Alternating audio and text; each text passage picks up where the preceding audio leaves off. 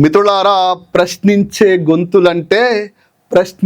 గొంతులంటే రేవంత్ రెడ్డికి వెన్నులో వణుకు పుడుతుంది. వేల కోట్ల రూపాయలు దోసుకున్నా కూడా బంగారం వెండి ఏం తినడు, గవే బిర్యానీలు తింటాడేమో కానీ అవి కూడా పేన పడతలేవట, పండుకుంటే కంటికి నిద్ర పడతలేదట. మరి ఏమవుతుంది అంటే మా ప్రశ్నించే గొంతుల మాటలు ఆయన గుండెల్లోకి దిగుతున్నాయట. దొంగకి ఎప్పుడైనా భయమే ఉంటుంది. పాపం వేల కోట్ల రూపాయలు దోసుకుంటుండు కదా, ఆయన తరాలు కూసొని తిన్నా తరగని ఆస్తులు సంపాదిస్తుండు కదా, ఆయనకు భయం మొదలైంది.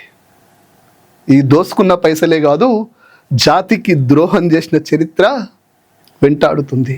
అందుకే అప్పుడప్పుడు పిచ్చి పిచ్చి మాటలు మాట్లాడుతుండు, పిస చేస్తుండు. చూడండి, మన మీద లోకు అయినట్టు వాడేదో మన మీద పెత్తనా. 1000% నువ్వు ఇంకో 100 జన్మలెత్తినా ఈ తెలంగాణ గడ్డ మీద పుడితే నువ్వు తెలంగాణ ద్రోహివే. పట్ట పగలు పైసల కట్టలతో దొరికిన ఓటు నోటు దొంగవే. మళ్ళీ చెప్తున్నా, పట్ట పగలు పైసల కట్టలతో దొరికిన ఓటు నోటు దొంగవే. దేవుడు దిగొచ్చినా ఈ చరిత్రను మార్చలేరు. అంత నీచపు చరిత్ర నీది. నీలాంటి వాళ్ళు నాలాంటి వాళ్ళ కళ్ళల్లో చూడాలంటే నువ్వు ఇంకో జన్మెత్తాలి. వచ్చినట్టు మన కళ్ళలో చూస్తుంటాడు. ఇంకా నువ్వు నమస్కారం పెడతలేవు. నువ్వు ఇంకో జన్మెత్తినా నీ అధికార హుందాతనమే తప్ప ఈ జాతి మీద ప్రేమున్నో నా కళ్ళల్లో చూడాలంటే నువ్వు ఇంకో జన్మెత్తాలి. నీకు ఇంకో జన్మెత్తితే తప్ప నీకు ఆరాత సరిపోదు. గుర్తుపెట్టుకో. నన్ను చూసి తల ఉంచుకుంటలేవు. నాకైతే అప్పుడప్పుడు అనిపిస్తుంది, దిగిపోయి పల్ల ఓటు నోటు దొంగవి, అబద్ధాలతో గద్దెనెక్కిన ముఖ్యమంత్రివి, యూట్యూబ్ ఛానల్ని అడ్డం పెట్టుకొని తప్పుడు కథనాలు రాయించి, తప్పుడు సమాచారం పంపించి, దొంగ హామీలు ఇచ్చి, లంగ మాటలు చెప్పి గెలిచిన నీకే గట్లుంటే జాతి కోసం ప్రాణాలు పనంగా పెట్టి ఉద్యమం చేసిన నాలాంటి వాళ్ళకి ఎంత ఉండాలి రేవంత్ రెడ్డి?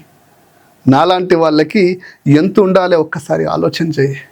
ముఖ్యమంత్రి హోదాలో ఉండి పల్ల కొట్టబోద్దు అవుతుంది కదా, ఒక ఉద్యమకారుని హోదాలో ఉండి నిన్ను ఏం చేయాలో ఆలోచించుకో.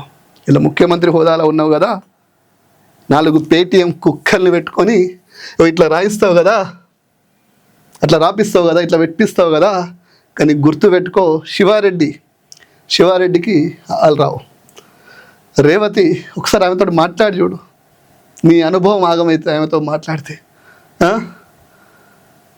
సరిత, ఓ బీసీ బిడ్డ, దాదాపు 12-13 ఏళ్ళుగా జర్నలిజం చేస్తుంది.